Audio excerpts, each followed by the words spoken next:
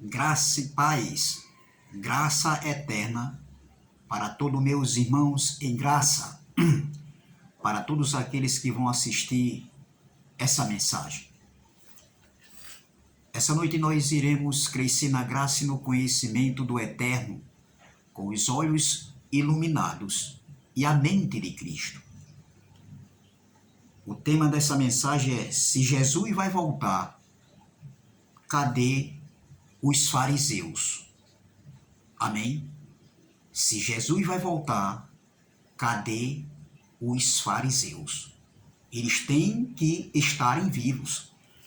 Então, vamos ler aqui em Lucas, capítulo de número 17, o versículo 20 diz assim: interrogado pelos fariseus sobre quando viria o reino de Deus, Jesus lhes respondeu: não vem o reino de Deus com visível aparência, nem dirão, ei-lo aqui ou lá está, porque o reino de Deus está dentro de vós. A seguir, dirigiu-se aos discípulos: virá o tempo em que desejarais ver um dos dias do Filho do Homem e não o vereis. Veja que Jesus foi interrogado pelos fariseus. Quando Jesus, quando Lucas escreveu isso aqui, Lucas, ele investigou, ele fez uma investigação, porque Lucas ele não andou com Jesus. E isso aqui aconteceu ali no século I, há 2000 anos atrás, há 20 séculos. Isso aqui aconteceu, esse acontecimento, quando Jesus foi interrogado pelos fariseus, entre o ano 30 e o ano 33 do primeiro século. Jesus foi interrogado acerca do reino de Deus, quando seria a vinda do Filho do Rei, ou seja, a vinda do reino de Deus. E Jesus, ele responde aos fariseus. Depois ele se dirige aos seus discípulos. E, continuando aqui, no versículo 24, Jesus vai dizer: porque assim como o relâmpago, fuzilando, brilha de uma a outra extremidade do céu, assim será no dia do Filho do Homem. Olha o que Jesus diz: assim será no dia do Filho do Homem. Versículo 25, mas importa que primeiro ele padeça muitas coisas e seja rejeitado por esta geração. Qual foi a geração que Jesus foi rejeitado?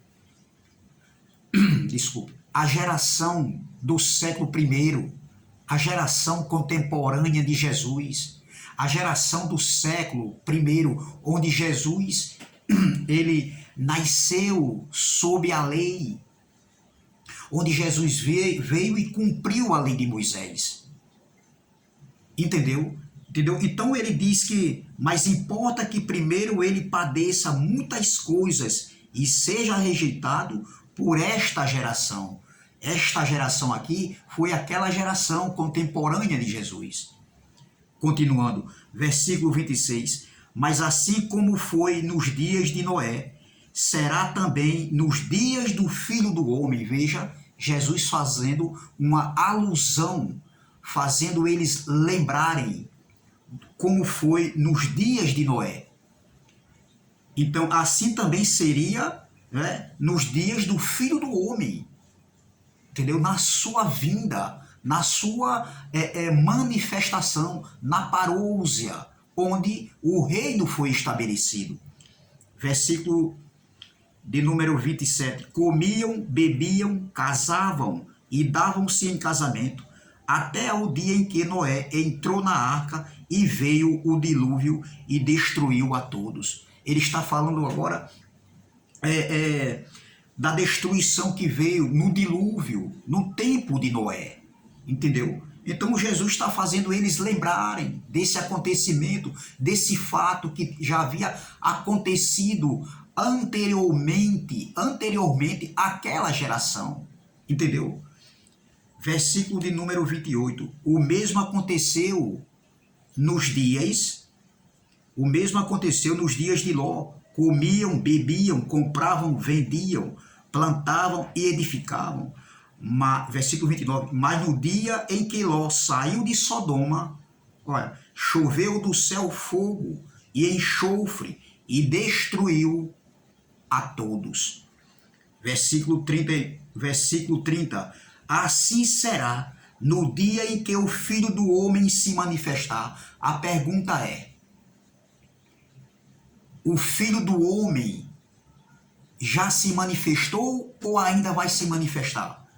Essa manifestação aqui que Jesus falou, estava falando da parousia, da vinda dele para estabelecer o reino de Deus. Veja que o contexto desse texto está falando do estabelecimento do reino de Deus. Jesus foi interrogado pelos fariseus acerca da vinda do seu reino, do reino de Deus, que foi estabelecido no ano 70. Entendeu? Se Jesus ainda vai voltar, então ninguém está vivendo o reino de Deus aqui na terra. O reino de Deus que é espiritual. Porque o juízo de Deus, o dia do juízo de Deus, o dia do Senhor, o dia da vingança do Senhor, a grande tribulação, o juízo de Deus foi justamente para estabelecer o reino de Deus, onde a lei de Moisés foi retirada de uma vez para sempre. A lei física, porque a lei espiritualmente, Cristo aboliu a lei de Moisés na cruz do Calvário. Mas por causa do templo que ainda estava de pé, o símbolo maior dos judeus, os judeus continuavam a fazer as mesmas práticas cerimoniais, as ordenanças da lei de Moisés, como os dízimos, a circuncisão, o batismo nas águas, os jejuns, tudo isso era ordenanças da lei de Moisés. Entendeu? A apresentação de crianças, tudo isso era na lei de Moisés. Entendeu? Então veja, na cruz, as ordenanças, os 613 ordenanças da lei de Moisés foram abolidas, foram canceladas na cruz. Mas como eles eram religiosos, eles continuavam as mesmas práticas dentro do templo. Por isso que Jesus profetizou a queda do templo. E no ano 70, se você for no Google, você vai colocar o que aconteceu em Jerusalém no ano 70, a destruição de Jerusalém, com a queda do templo, liderado pelo imperador, ou seja, pelo general Tito Flávio Vespasiano, que depois se tornou imperador de Roma. Entendeu? Então, se Jesus ainda vai se manifestar, que foi na sua parousia, entendeu? Conhecido entre nós hoje como a segunda vinda de Cristo, entendeu? Então, se Jesus ainda vai voltar, cadê os fariseus que interrogaram Jesus a respeito do reino de Deus? Os fariseus têm que estar vivos, minha gente. Não faz sentido ser desonesto com a palavra de Deus. A Bíblia não fala que Deus iria vir destruir a terra, não. Então, continuando aqui, no versículo 30, assim será no dia em que o Filho do Homem se manifestar. Naquele dia, quem estiver no eirado e tiver os seus bens em casa, não deixa para tirá-los. E de igual modo, quem estiver no campo, não volte para trás. Jesus estava falando aqui para o público, para os ouvintes lá no século I. Aí ele diz assim no versículo 32, lembrai-vos da mulher de Ló. Eram eles que Jesus estavam fazendo com que eles lembrassem do que aconteceu em Sodoma com a mulher de Ló, que olhou para trás. Quem quiser preservar a sua vida, perdê-la-á, e quem a perder, de fato a salvará. Digo-vos que naquela noite, para eles lá, os ouvintes eram eles, os fariseus que interrogaram Jesus acerca do reino de Deus, e depois Jesus falando para os seus discípulos. Eram eles lá. Digo-vos que naquela noite 2 estarão numa cama, um será tomado e deixado o outro. Aqui não está falando nada de arrebatamento, como eles pregam por aí. Versículo 35. 2 mulheres estarão juntas moendo, uma será tomada e deixada a outra. 2 estarão no campo, um será tomado e o outro será deixado. Versículo 37. Então lhe perguntaram: onde será isso, Senhor? Respondeu-lhe: onde estiver o corpo, aí se ajuntarão as águias. As águias aqui era o símbolo da Roma antiga, ou seja, usado pelo Império Romano, o símbolo de uma águia. E quem foi que invadiu Jerusalém? Quem foi que destruiu Jerusalém? Dentro do propósito de Deus, no ano 70, foi o Império Romano, liderado por Tito Flávio Vespasiano. Então isso aqui era um símbolo. A águia era um símbolo do Império Romano. Então veja que aqui no versículo 30 diz assim, ó: assim será no dia em que o Filho do Homem se manifestar.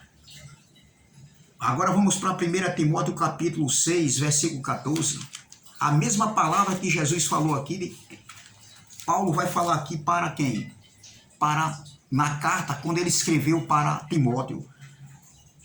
Capítulo 6, 1 Timóteo capítulo 6, versículo 14 diz, olha, versículo 13, exorto-te perante Deus que preserva a vida de todas as coisas e perante Cristo Jesus, que diante de Pôncio Pilatos fez a boa confissão. Versículo 14, olha, que guardes o mandato, ou seja, o mandamento imaculado e irrepreensível até a manifestação de nosso Senhor Jesus Cristo. A pergunta é, a mesma palavra que Jesus falou quando foi interrogado pelos fariseus e quando ele se dirigiu para os seus discípulos, a pergunta é, Jesus ainda vai se manifestar ou já se manifestou? Ou ele já veio? O aparoso já aconteceu? Se Jesus ainda vai voltar, cadê os fariseus que interrogaram Jesus acerca do reino de Deus? Amém? Graça e paz, graça eterna. Jesus já voltou, ele não volta mais. Amém? Até a próxima, se Deus assim o permitir.